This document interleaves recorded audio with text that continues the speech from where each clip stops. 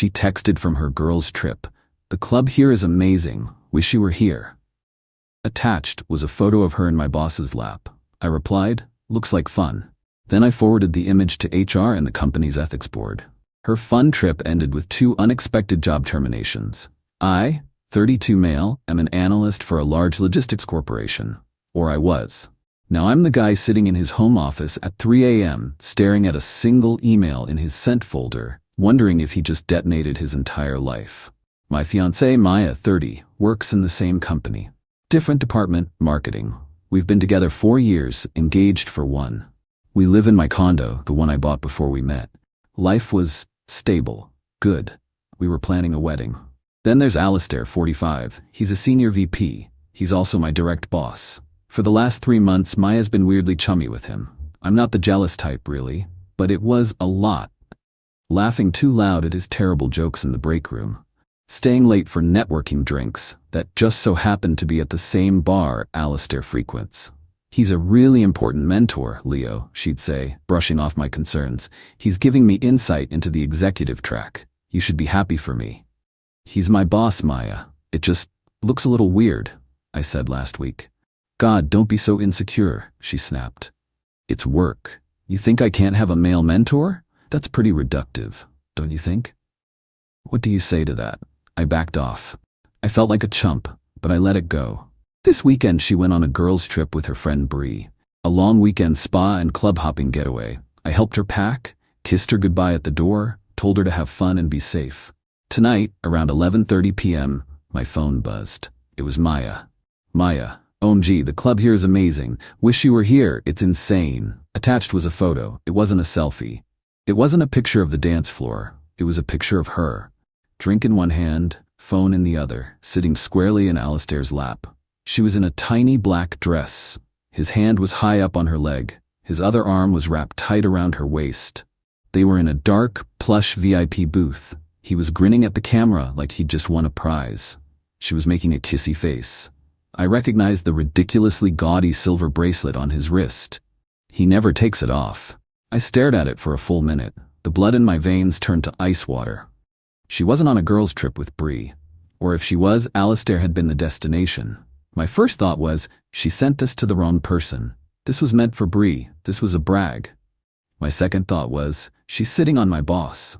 My third thought was, I'm supposed to marry this woman in 6 months. My hands were shaking. Not with rage, but with clarity. A cold, awful clarity. This wasn't just cheating. This was a professional and personal atom bomb. She was sleeping with my boss, a senior VP in our company. I typed back one sentence. Me. Looks like fun. She didn't reply. Maybe she finally looked at who she sent it to. Maybe she was too busy. I didn't care. I put my phone down. I walked to the kitchen and poured a glass of water, but I didn't drink it. I just stood in the dark. She hadn't just betrayed me as a partner. She had, with spectacular stupidity, compromised my entire career. How could I ever go into a performance review with Alistair again? How could I sit in a team meeting? He held my salary, my bonuses, my future at this company in his hands, and my fiancée was in his lap. This wasn't a personal matter anymore. This was a corporate liability.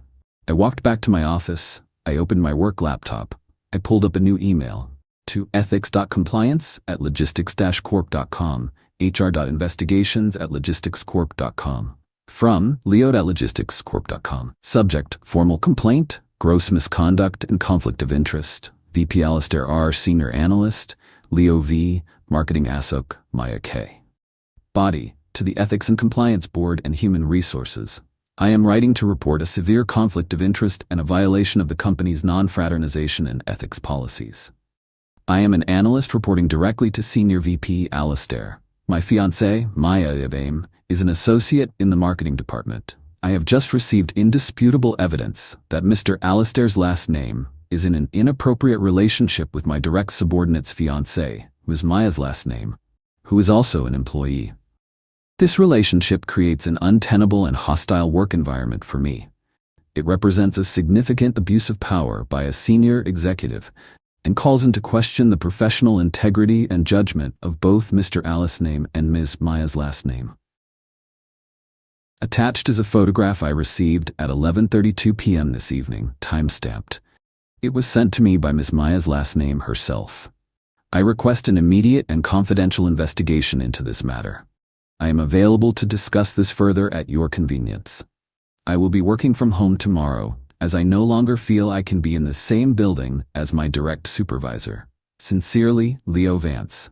I attached the photo, the full, high-resolution image of her on his lap.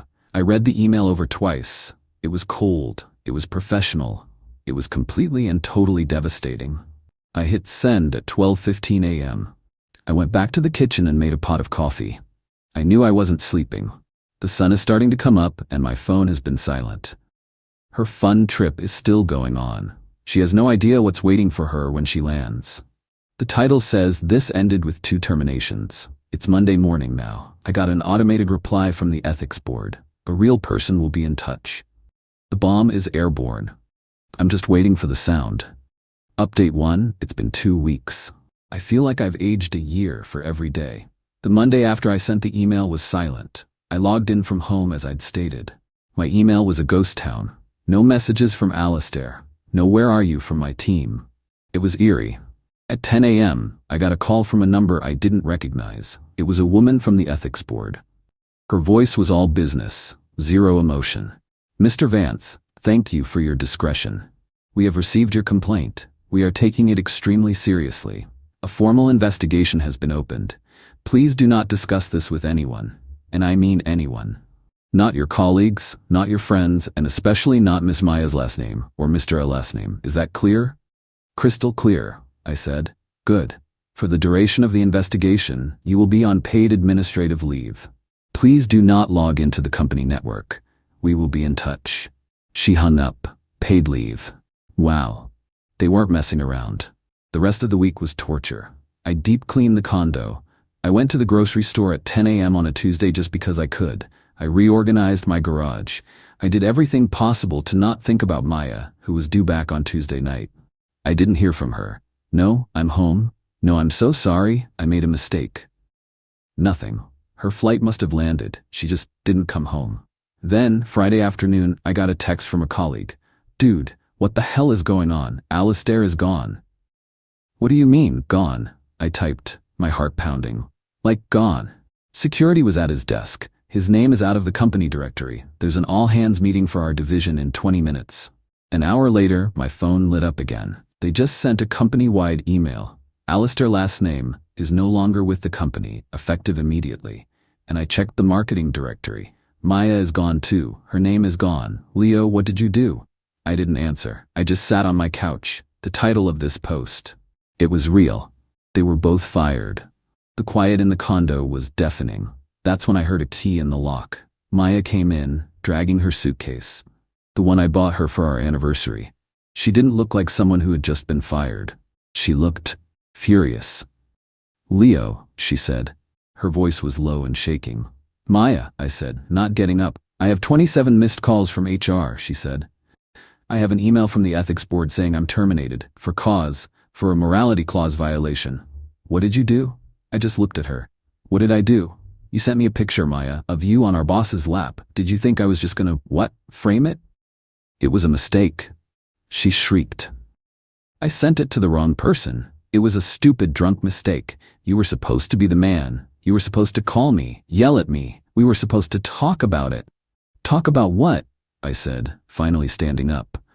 Talk about the fact that you're sleeping with my boss, the man who controls my entire career? Or talk about the girls' trip that was just a cover for you to go play with him? He was going to get me a promotion, she screamed. Tears of rage, not regret, streaming down her face. A real promotion, into management. He said I had executive potential. I'll bet he did, I said. And you ruined it. You ruined everything. You couldn't just keep your mouth shut. You had to go to HR like a child. You got me fired, Leo. The entitlement was staggering. It was like I was looking at a stranger. She wasn't sorry she cheated. She was sorry she got caught, and she was furious that I had protected myself instead of protecting her. You're right, Maya, I said. I did. You and Alistair created a hostile work environment for me. You put me in an impossible position, so I removed the problem. You're both the problem. My career is over, she sobbed. Alistair's is over. He's going to be blacklisted. All because you were jealous. Okay, I said. I went to the hall closet and pulled out 3 large trash bags. I walked back to the living room and threw them at her feet. Get your stuff, I want you out. Her head snapped up. What? You're fired. You're not my fiancé. You don't live here anymore. Get your things and get out of my home. You can't do that, she sputtered. This is my home. I've been living here for 2 years. I have rights. You have the right to get your makeup and your clothes and leave, I said. No, she screamed. I'm not going anywhere. You'll have to evict me, you bastard. You'll have to get a lawyer and evict me. See how HR likes that. She picked up her suitcase, wheeled it into the guest room, and slammed the door. I heard the lock click. I just stood there. She was right. She'd been here long enough. She had established tenancy. I couldn't just throw her out. I sat back down on the couch. This was not the clean victory I'd imagined. This was a new kind of war, and the enemy was sleeping in my guest room. Final update. It's been 3 months. 3 months of the most surreal, tense, and utterly miserable time of my life. But it's over.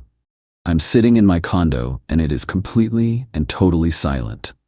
The eviction threat was real. My lawyer, yes, I had to get one, confirmed it. Because she'd been here over 30 days and received mail, she was a month-to-month tenant, fiancé or not. We had to serve her with a formal 30-day notice to vacate. So for 30 days, we lived in the same house. It was a cold war. I slept in my bedroom. She stayed in the guest room. She'd be in the kitchen when I needed to make dinner, humming to herself like nothing was wrong. She used my utilities, my internet, my shower. She ate my food. Her entitlement was off the charts. You know, you're really the one at fault here, she said one night while I was trying to watch the news. I ignored her. No, really, she said, standing in front of the TV. If you had just been more ambitious, like Alistair, I wouldn't have had to look for mentorship elsewhere. You kind of drove me to him. I just stared at her. You need to move, Maya. You're so cold, she scoffed. No wonder I was unhappy. But the real dirty trick didn't come from her. It came from Alistair. 2 weeks into the 30-day notice, I was served with papers. Alistair was suing, not the company. He was suing me for tortious interference with a contract and defamation. His claim? That he and Maya were just close friends and colleagues. That the photo was a harmless, celebratory moment taken out of context. That I, in a fit of jealous rage, had maliciously misrepresented this platonic friendship to HR and the ethics board, causing him to lose his job and suffer irreparable damage to his reputation. He was seeking $500,000 in damages. I had to hire a second lawyer, a civil defense attorney. My administrative leave was over, but my career was still in limbo. The company's lawyers were focused on defending the company from Alistair's wrongful termination suit, which he'd also filed. But they made it clear that my civil suit was my problem. I was bleeding money. I was paying a mortgage on a condo my squatter ex was living in, and I was paying 2 sets of lawyers. I felt like I was drowning. This was the real-life part they don't show in the movies. The part where the villain tries to bleed you dry. I was at my breaking point. I had to get her out. The 30-day notice was up, and she was still there. We were filing for the formal eviction hearing. As part of that, my lawyer advised me to have a witness and to professionally pack and catalog all her belongings to be moved into storage the moment the eviction was granted. This weekend, my brother and I started the process. We went into the guest room. She was out meeting with her lawyer, aka getting coffee with Bree. We were bagging up her clothes, her books, her mountains of shoes. In the back of the closet was a box. It wasn't shoes, it was old electronics. And in it was her old work laptop. Not the new one the company had issued her, but one from a few years ago. Just label it old laptop and put it in the box, my brother said. Hold on, I said, I don't know why. A hunch. I opened it, the battery was dead, I plugged it in, it booted up, slowly, and it logged right in. No password. The desktop was a mess of old files, but one folder caught my eye. It was named Alistair Personal. My heart stopped. I clicked it. It wasn't love letters. It was work. It was spreadsheets, client lists, marketing pipelines, internal cost analysis documents, stuff that was way above Maya's pay grade. And then I saw the subfolders: competitor analysis, Apex, Nuco pitch deck, client transition plan. My blood ran cold. Alistair wasn't just mentoring her, he was planning to leave and start his own competing firm. And he was using Maya, my fiancée, an employee in the marketing department, to systematically steal proprietary data, client lists, and financial models from our company. The promotion she was so mad about losing? It wasn't a promotion at our company, it was her buy-in to his new one. This wasn't just an affair. This wasn't just an ethics violation. This was corporate espionage. This was a multi-million-dollar theft, and she was his accomplice. The photo she sent me. It wasn't just a drunk mistake. It was the ultimate, arrogant, we're winning brag from a woman who thought she was untouchable. I stopped packing. I took the laptop. I called my civil attorney. Stop the eviction filing, I said, and cancel my appointment for Monday. Instead, I need you to set up a meeting with the general counsel of my company. And I mean now. The meeting was on Monday morning. Me, my lawyer, and a room full of stony-faced company attorneys. I put the laptop on the table. I told them what I found. I gave them the password. An IT security guy plugged it in. His eyes went wide after about 5 minutes of clicking. He looked at the general counsel and just nodded. The general counsel looked at me. Mr. Vance, you've been on administrative leave. I am happy to inform you that your leave is over. You're being promoted with a 20% raise, effective immediately. We are also absorbing 100% of your legal fees related to Mr. Alistair's last name's civil suit. I almost fainted. What happens now? I asked. What happens now, the general counsel said, is that we are filing a multi-million-dollar civil suit against both Mr. Alistair's last name and Miss Stray for theft of trade secrets, breach of fiduciary duty, and conspiracy. His lawsuit against you will be resolved, and we will be turning this laptop and its contents over to the district attorney's office to pursue criminal charges. Alistair's suit against me was dropped within 24 hours. The company's lawyers took over the eviction. With the new evidence that Maya had been using my home to participate in a criminal conspiracy against the company, they got an emergency hearing. The judge granted an immediate writ of possession. She had 24 hours. I was there when the sheriff's deputies showed up. Maya was in the living room, on the phone, probably with her mom. "Ma'am, you have to vacate the premises immediately." "You can't do this," she shrieked, looking at me. "Leo, tell them, this is our home. You can't." "It's not your home, Maya," I said. The deputies were already moving her bags to the door. "And it's not our anything." You did this," she screamed, finally realizing. "The laptop, you found it.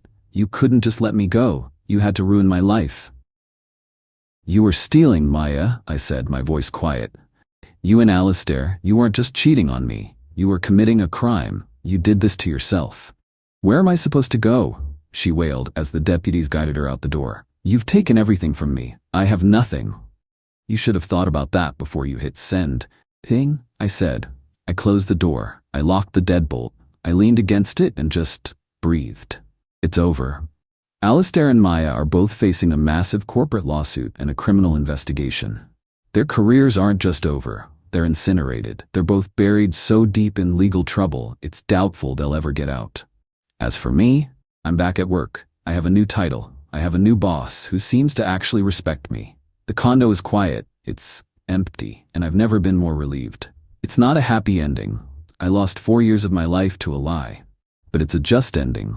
I got my condo back, I got my career back, and they got exactly what they deserved.